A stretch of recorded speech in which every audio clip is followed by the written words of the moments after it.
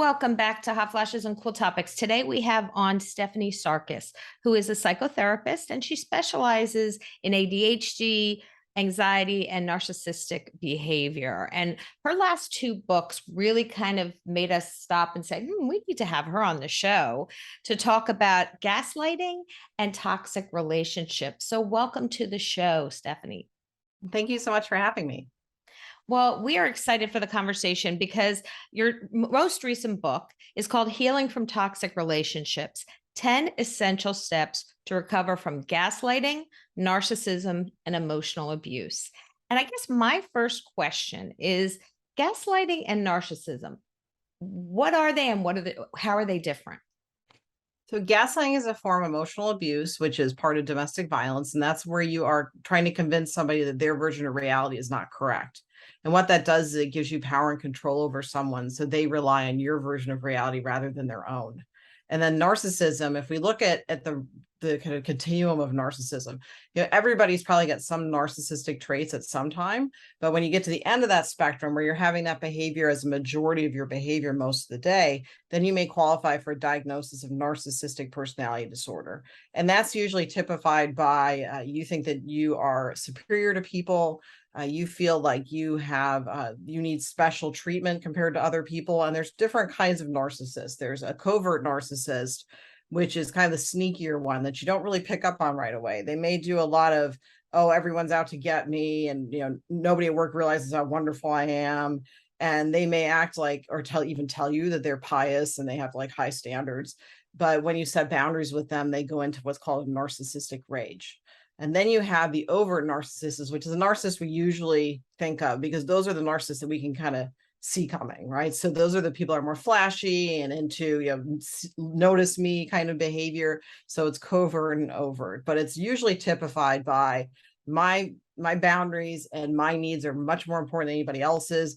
Everyone else has a problem and I'm fine. That's called an egocentric personality, when you think that you're fine, everyone else is the one with the problem. And that's why people with NPD tend to not come in for therapy, because they think everyone else needs to change, not them. The only time that they will come in is if they bring in their partner and they'll say in certain words, you need to fix this person. That is so interesting. What I found in your book, from your very most recent book, the Healing from Toxic Relationships, is that there's so many different types of relationships that can be toxic and you could be gaslit in. And, some of them were work, family, your spouse relationship, friends. I was just really amazed when I listened to your book. And then can you share a little bit about just some examples from each of those relationships? Sure. So an employer will try to keep you alone at work. So they will set up the work environment so that you're the only one there. So you have no witnesses. They will tell you a certain assignment's due. When you complete that assignment, they say, no, that's not what I asked you to do, because they're trying to sabotage your career. And maybe they have someone they want for that position. So they're going to try and push you out. You have coworkers that may mess around with the items on your desk and then tell you, no, that never happened. They may break into your computer. You have parents that will have a golden child and a scapegoat, meaning they have a child that can do no wrong and a child that can do no right. And those roles flip based on who the parent thinks is being loyal to them. And what I mean by loyalty isn't what we would think of as loyalty. It's more that you need to fulfill my needs, but I'm not going to be fulfilling your needs.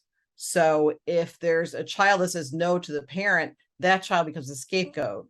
And then the other child becomes the golden child. And that can lead to some lifetime issues and that turns into sibling issues, where you have these very confusing roles of one child was treated poorly, one child was treated well, and that flip-flopped, and that can turn into some issues later on with their adult relationships. And then there's romantic relationships where you have a lot of power and control dynamics. You're love bombed in the beginning. You're told that you're the best thing ever, and who doesn't want to hear that? But then the abuse starts creeping in. It's a gradual process. And people ask me, how come someone wouldn't know this right away? It's because this type of person covers it up so well. They tell you all the things you want to hear. They tell you how great you are, and they tell you that you're the best person that they've ever met. And if you ever hear that, that's a red flag, If you're the best person that they've ever met and it's halfway into a dinner date, you need to leave, because that's a real tip off that this person does not have your best interest in mind. And then once the love bombing phase is over, then they start picking at you. And that's where the verbal and emotional abuse come in. And then that can ramp up into physical abuse. So, as you just mentioned, it's a slow process, and they start with the love bombing. I love that terminology. But as you also mentioned that they kind of want you to move in quickly and be like basically beholden to them. And can you talk a little bit more about that?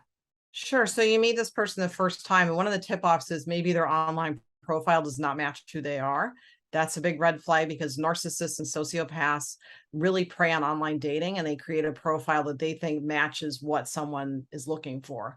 And they will prey on people that may have been grieving. So they've had a loss of a spouse or other grief. They prey on people in helping professions because they figure those people are going to be more accepting of a different range of behavior.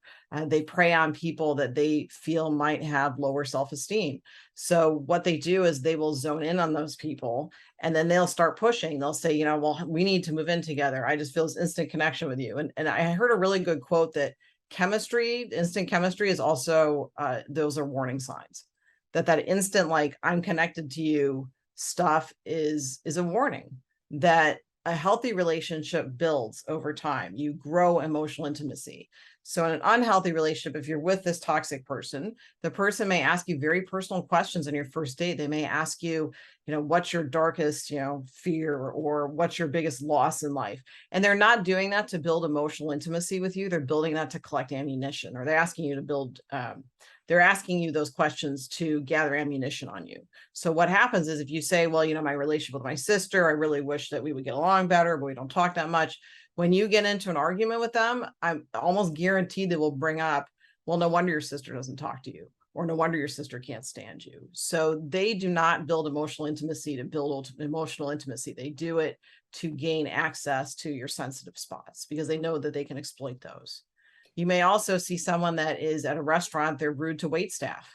I had a friend that went on a date with a woman that her steak was undercooked, and she started screaming at the waiter to the point where he was crying.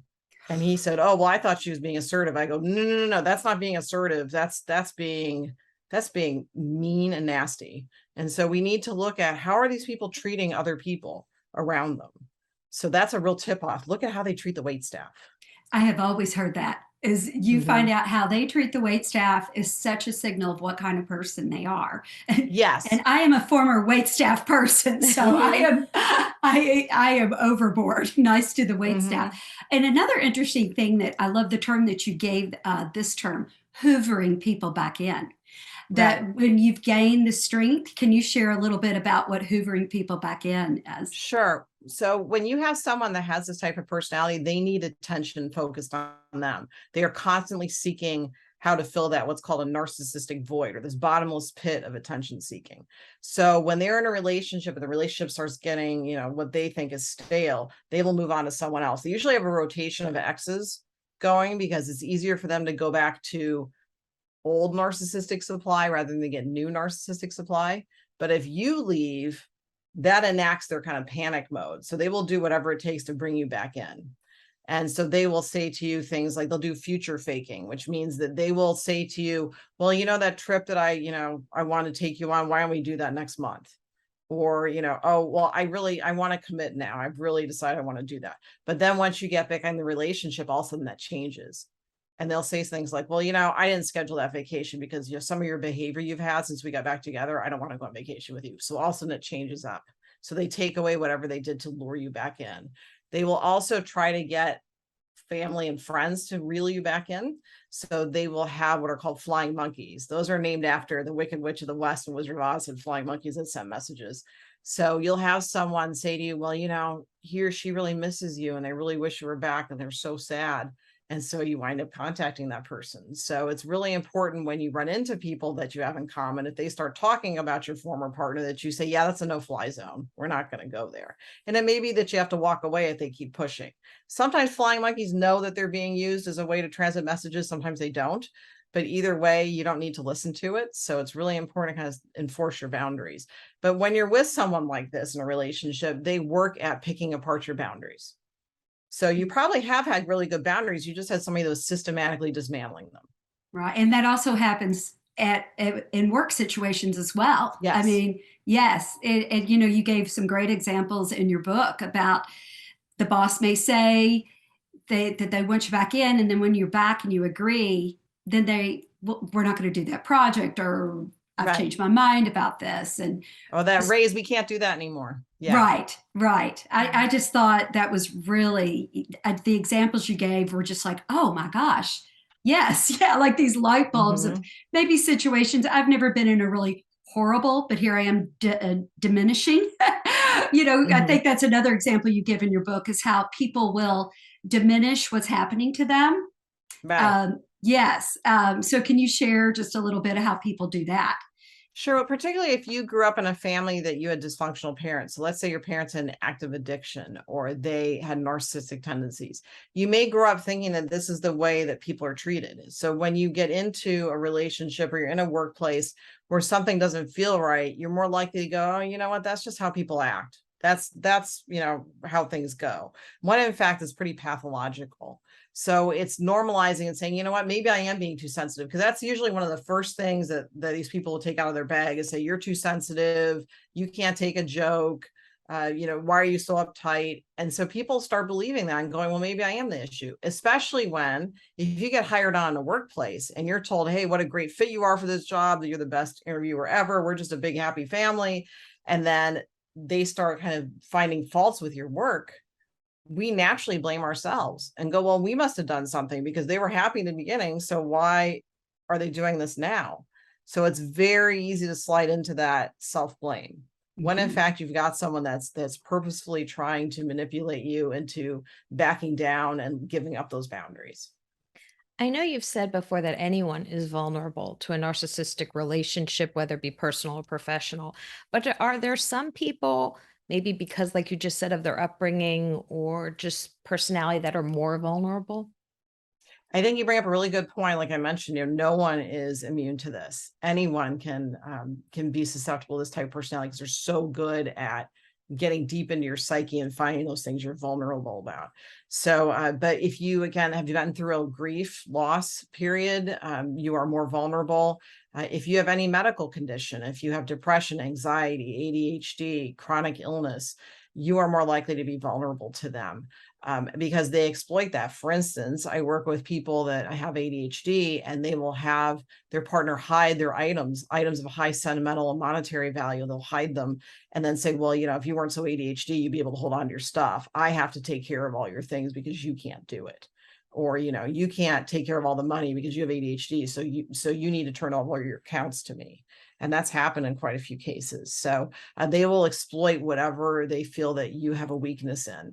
And again, people in helping professions, medical, teaching, anything where you're doing a service job for other people, because we tend to have a wider range of what we consider acceptable. We tend to look for the potential of someone rather than where they're at. And that can be kind of a downfall. It's good to be hopeful and know that people can change. I mean, I wouldn't be in the business I was in unless I thought people could change. But we also sometimes describe that to people in relationships, and we say, well, you know, they have potential. They could be the person I need them to be. Instead, we need to look at who someone is right now. That's very important. Are they meeting your needs now? And what I recommend is that people write down what they're looking for in a partner, or what they're looking for in a job. And when you start getting that excitement of, oh, I think I met the person, or I think I found the perfect job, look back at that list and have the logical part of your brain take over and see if they really meet the criteria of what you're looking for. Because especially when you meet someone that you get those sparks with, your logical brain kind of shuts down a little bit. So it's important to look back at that list and see, do they really fit what I'm looking for? Is this what's best for me in my life? And, you know, so many people just fall into this. They maybe don't see what's happening to them.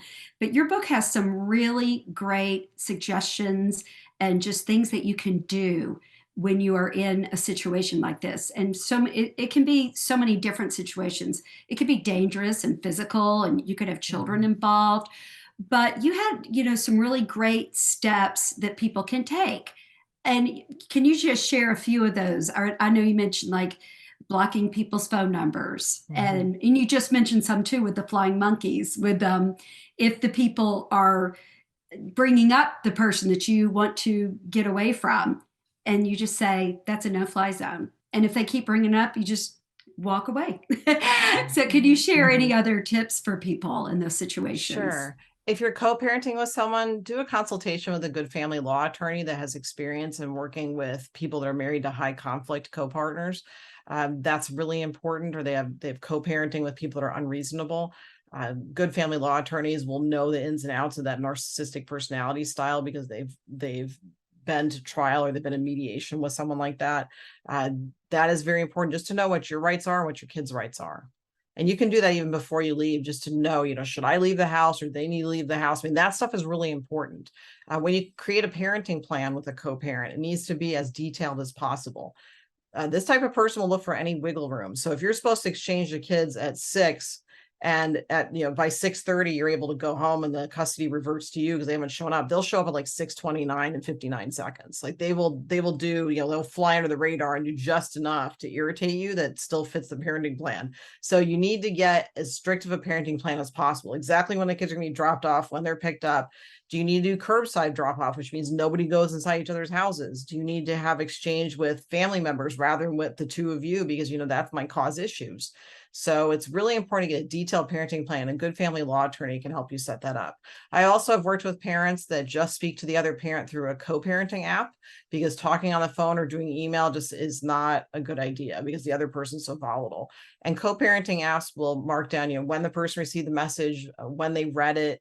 You can upload receipts if you split costs of things. So that's a way that you can keep things really kind of together and in one location, because you will have a co-parent that says, well, no, I messaged you on this and why didn't you get it? And that becomes the story instead of the issue at hand. Also reconnecting with healthy people in your life, because the person that you're with has systematically isolated you from them by telling you, everybody thinks you're crazy, or your sister or brother, they don't talk to you anymore because you're crazy. And, I have more power than you. So, what are you going to do about it? Everybody's going to believe me and not you. So it's really important that you reach out to those people. Even if you feel kind of awkward about reconnecting, you don't have to say why you're reconnecting. You can just say, hey, you know what? I know we haven't talked in a while and I miss talking to you. I'd really like to reconnect. But also be aware that those people that you had in your past, some of them may wind up not being healthy, because now you have a better view of what's pathology in people, what's healthy, normal behavior, and what's unhealthy. And so you may notice that some people that you were good friends with, that you realize, wait a second, maybe they're not so healthy for me. And that can be a tough thing to face, that now you've realized, oh, this person may not be the best for me. So one of the things I also recommend is go out and volunteer. There are a lot of studies showing that volunteering increases self-esteem, it decreases depression and anxiety, it gives you a goal, it helps you reconnect with your community, helps you meet new people. And that's really helped a lot of people move forward in their lives and heal, is by having a new focus. What happens when, let's say, you are divorced from a narcissistic spouse, but now you have adult children and one of them has shown signs of narcissistic behavior? How do you set those boundaries with your children? Because you can't go no contact unless you wanted to, but most of us would not go no contact with our children. What do you suggest for women who feel like, I think I just raised a narcissistic child? Well, know that can be a pretty common thing when you've had a narcissistic co-parent, that the child can pick up some of the behaviors. And sometimes that child may actually have a personality disorder, but sometimes they have what are called fleas, which means that they've picked up some of the characteristics of the narcissistic parent, but they don't meet criteria for a diagnosis. So it's called fleas because, like, you lay down with a dog, you get fleas. And that saying is that if you have a parent that's dysfunctional, you're more likely to also carry signs of that dysfunction. And some of it could be just saying to your kid, hey, there's some behaviors I think that, you and I really would like us to improve our relationship, and maybe we can go together to a therapist, or maybe, maybe you could go. I don't know if that would be helpful to you, because you could say, I go to a therapist, and that's helpful. But sometimes it's just supporting people and saying, you know what, I love you, but the way you're treating me right now is not okay. And we need to set up some new ground rules. And you'll see by the way that the child reacts, there may have been some parental alienation, meaning that the other parent may have bad-mouthed you, or said other things to align the child against you. So sometimes it just takes time, and you can't force an adult to do something they don't want to do. And so that's the other thing, is realizing what you have control over and what do you not have control over. And it's also honoring that kind of feeling of grief and leaning into it and going, wow, this sucks. You know, that you've got an adult kid that you love more than anything, but they are distant from you, or they're behaving inappropriately. But you also have to keep your boundaries, because if you don't show that respect towards yourself, then that adult child will poke holes in you and try to find ways to manipulate you. So, no contact can be very hard to do. I have seen people do that.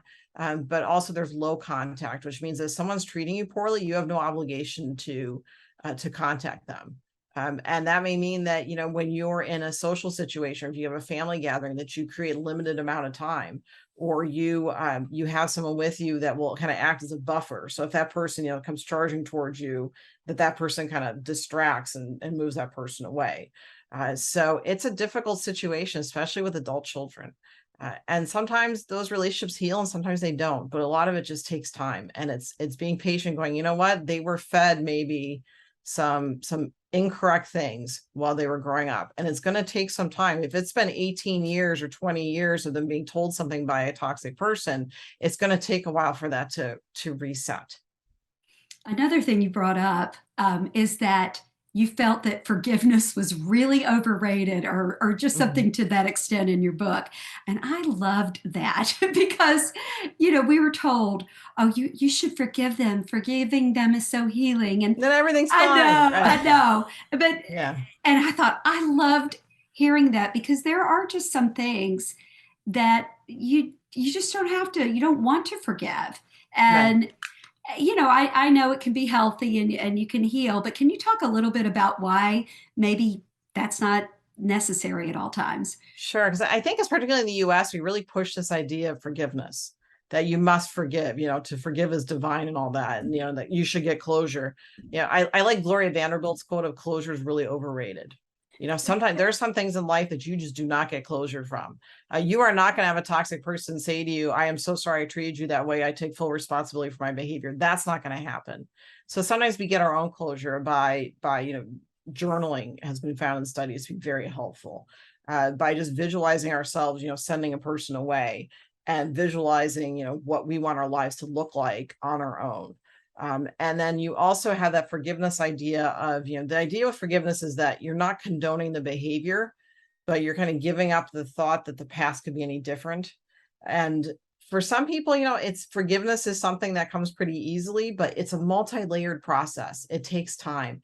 And you don't necessarily have to forgive in order to go on to have a happy, healthy life. I think forgiveness and closure are overrated.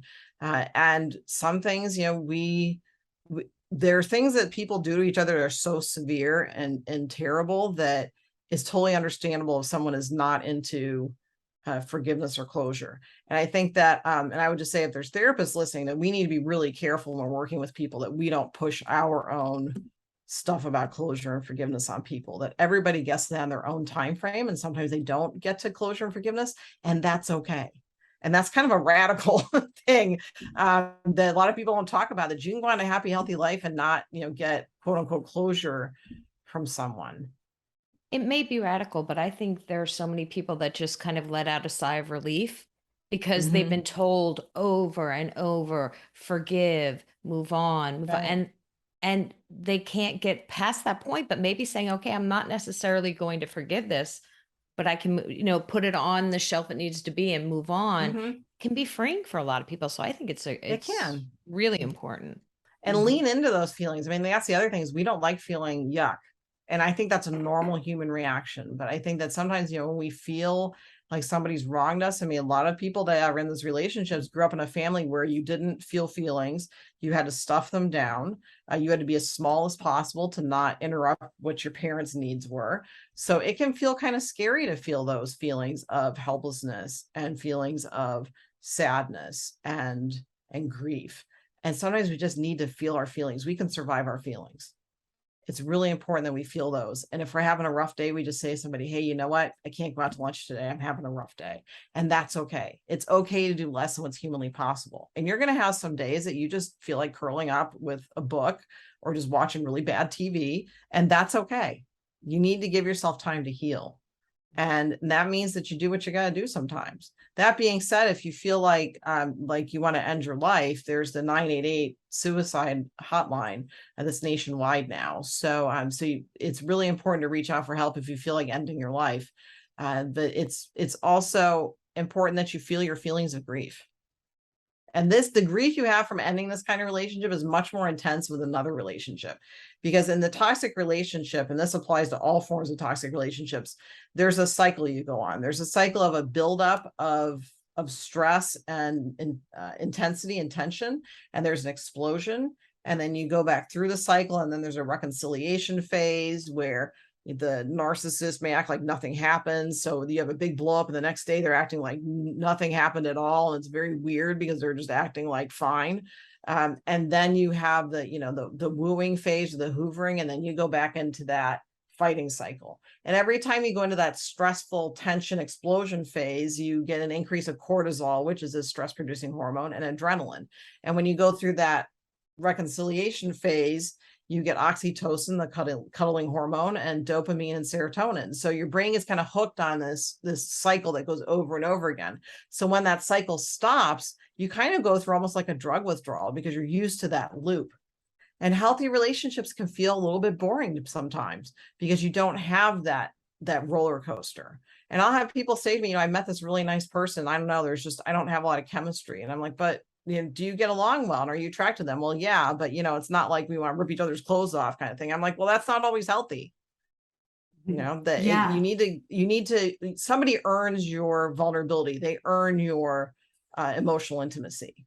Yeah, you mentioned that as well. Like if you grew up in a family where there was a lot of chaos, you don't know what to do when there's not chaos, or like you just said, things seem very boring. That there's, if they don't have that chaos there, they don't know what to do. And it just, all the things that you suggested, like you said, the journaling, which I am so bad at.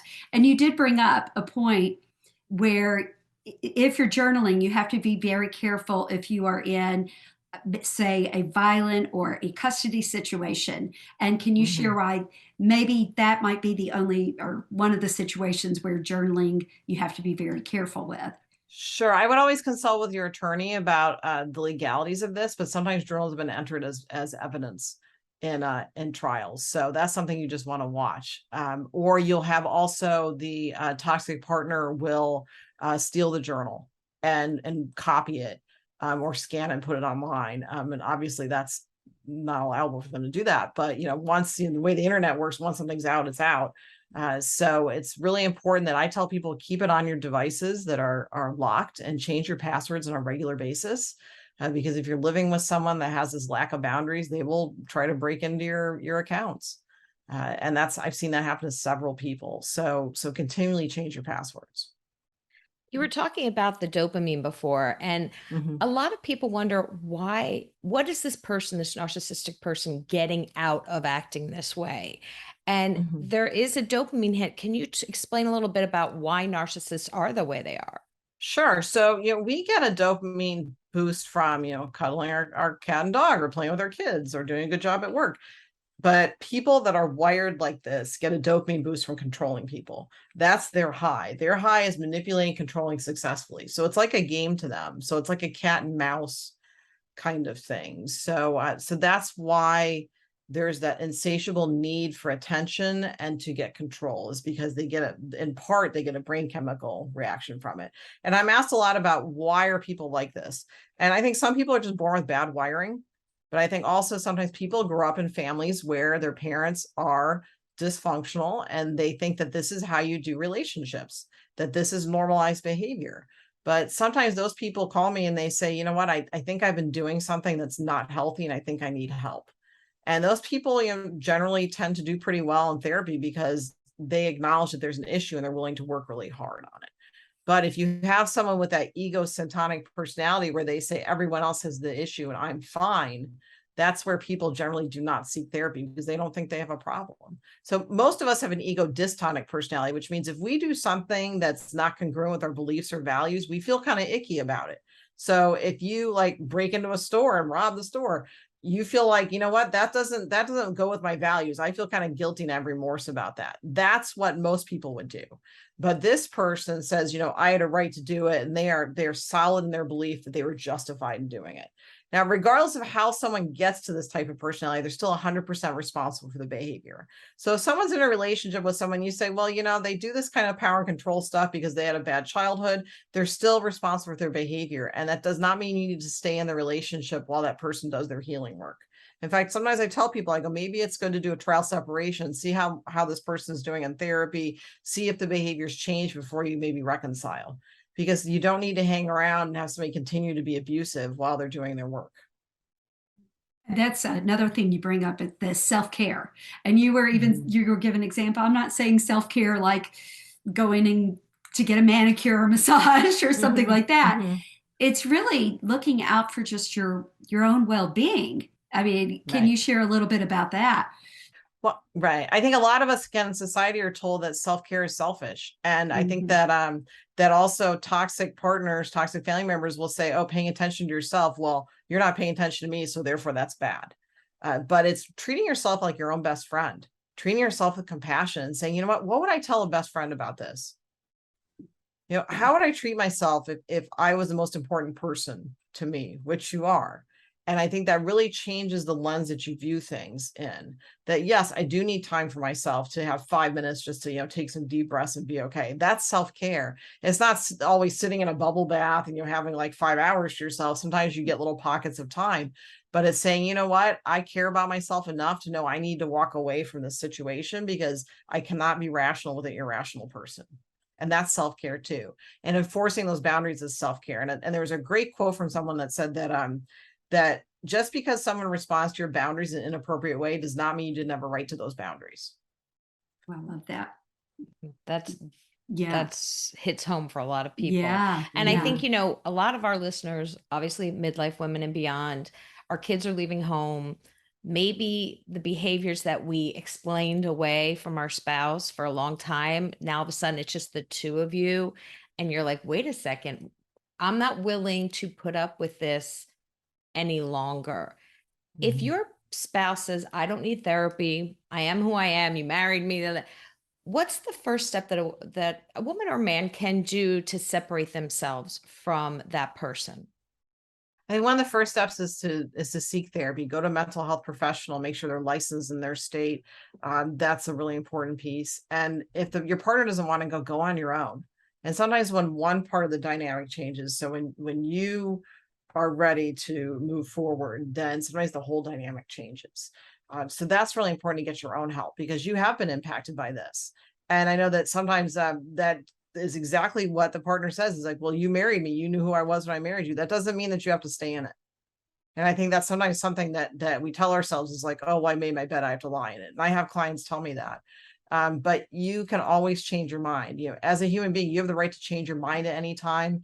You have the right to do less than what's humanly possible. Like I mentioned, you have the right to feel safe. And those are our basic fundamental rights, but you've been with somebody that's systematically tried to take those away from you. So sometimes it really helps in counseling to get back in touch with what are my rights as a person? What do I deserve as a person? How someone treats me? And it's a hard thing. And therapy is hard work. I mean, sometimes you get out of the session, you're like, I just need to take a nap. I mean, because it's hard. Right. Yeah. You mentioned how it's just not, you're not going to, you know, most of the time you're not going to leave feeling like, oh, you might, you might feel better after immediately, but it can be exhausting.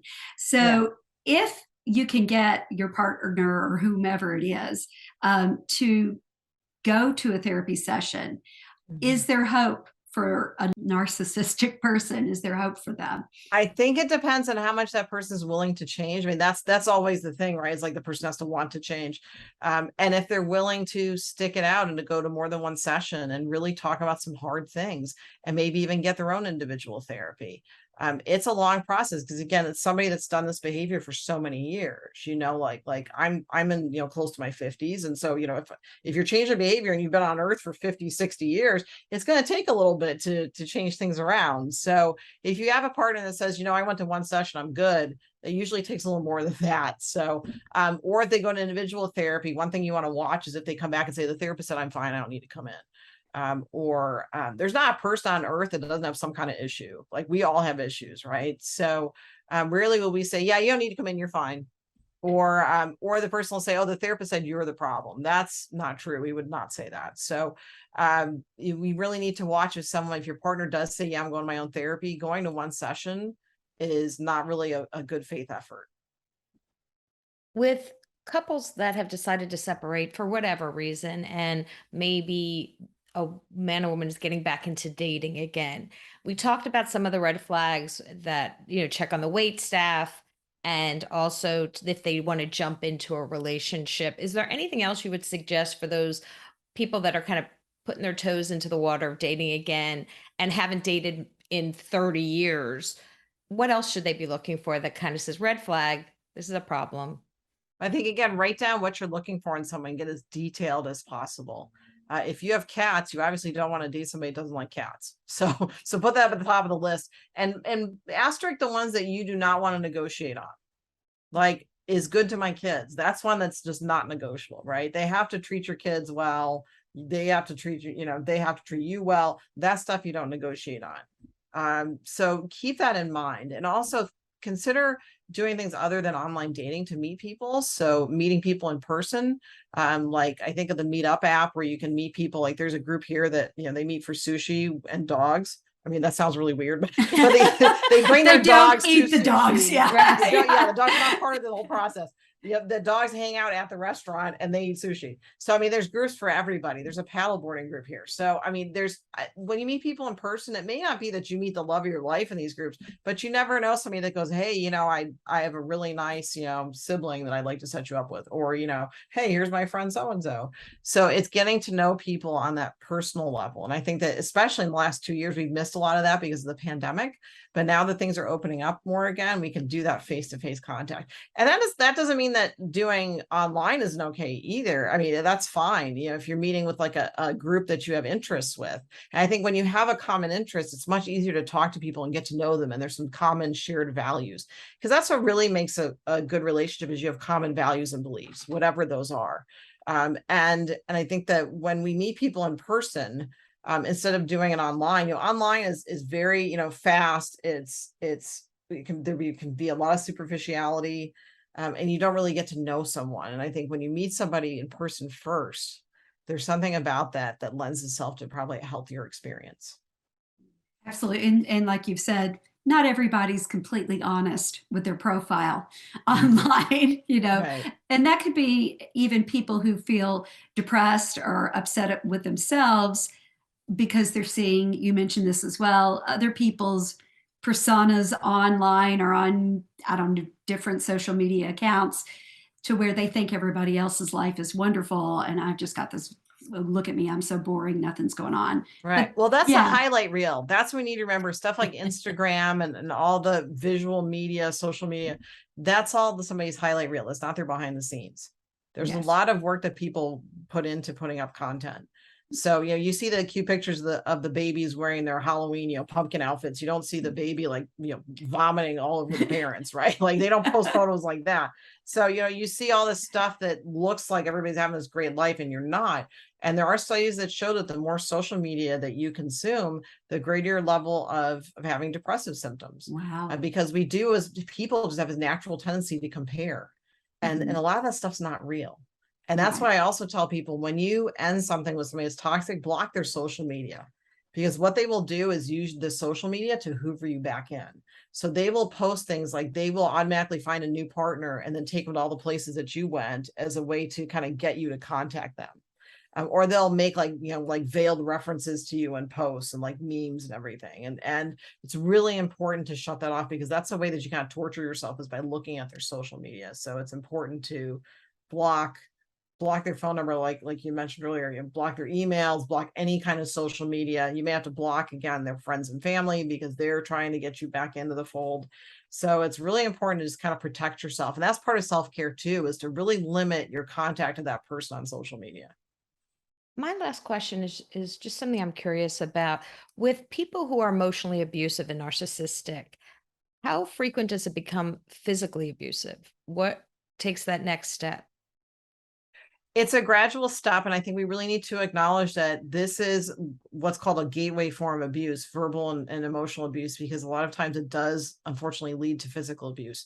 And it usually starts with someone blocking your exit from somewhere. So it's not somebody's hands on you. It's blocking you from leaving a situation. So you know that walking away is the best option for you, and they're blocking the exit. They're blocking. I had one client that had her husband stood blocking the stairs so she could not leave the house. That's a form of physical abuse. Getting too close to you, getting in your face, that's a form of physical abuse. And that's usually how it starts. And they'll claim that, oh, well, you pushed me first, or you tripped into me, or whatever story they want to come up with. But that's how the physical abuse starts. It may not start with a hit or a slap. It starts with blocking your exit. And so we really need to pay attention to that, because people say, well, I don't know, he didn't really put his hands on me. And I say, but it's still physical abuse if you're blocking somebody exiting, blocking somebody's car from leaving. So we need to pay attention to that. And whenever you have physical abuse, that increases lethality of the relationship, unfortunately. And the most violent time, or the most time that you're more likely to face violence, is if they figured out you're leaving or you've left. So it's really important that you consult with possibly your local domestic violence shelter. A lot of domestic violence shelters do have someone on staff that is trained just in safety measures that you can take to protect yourself. And also there's your ability to possibly get a restraining order or an injunction against someone that has threatened you or your kids. And that's, again, something you would go to an attorney about.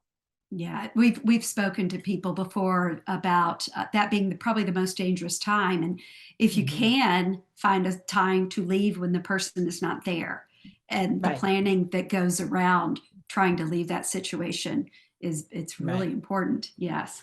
Right. And I also mentioned too about that is that one of the things you can do is pack a to-go bag in your car where you have, extra set of medicine and extra set of clothes.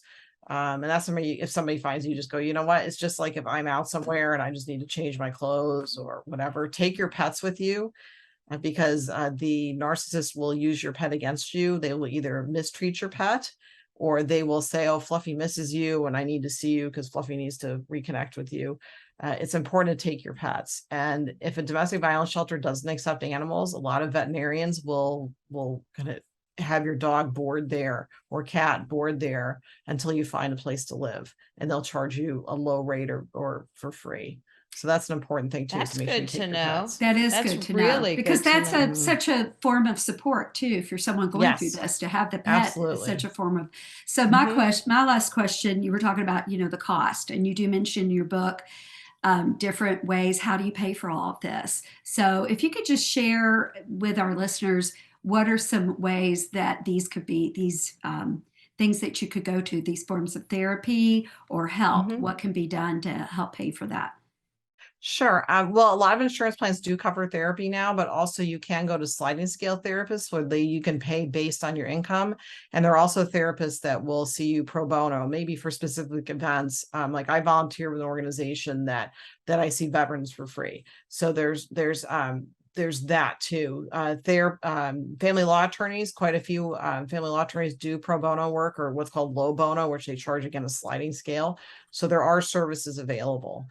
Domestic violence shelters usually do not charge because they are funded through private organizations or through the community. So those are accessible as well. Oh, and the other thing I mentioned is you will have abusers that blame you for the abuse. There's a projection thing that happens. This is, well, you were abusive towards me, or you started the physical abuse first. When someone's in your face and you push them away, that's self-defense. That's not active domestic violence. So I think we need to kind of look at that closely, because someone will use that. A toxic person will use that to say, like, you're so abusive, when you were just, you're backed into a corner. That's a normal reaction to get somebody away from you, because when we go into crisis mode, our brains don't let us pick if we're going to do fight, flight, or freeze. It does whatever it thinks it needs to do to get you to stay alive. So it may have been that pushing somebody away was your brain's way of saying, you know what, this is how I'm going to be able to escape.